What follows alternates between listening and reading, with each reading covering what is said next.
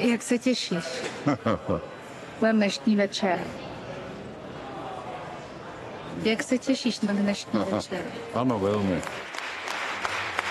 To ex-prezidentství je horší než prezidentství, protože je na doživotí.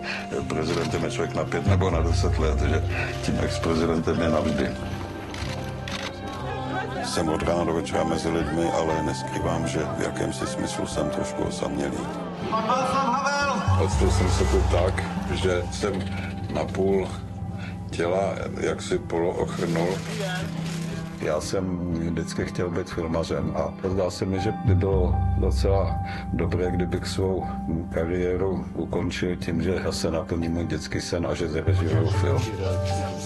Po těch různých operacích, co jsem podstoupil, a chorobách a životních zážitcích se ve mně probudila či zesílila potřeba být trvale připraven na eventuální odchod. Naději v sobě prostě máme nebo nemáme, ať je situace jakákoliv. Odkud tedy tu naději bereme, kde ji čerpáme? Tady Havel, slyšíte mě? Pokračuji.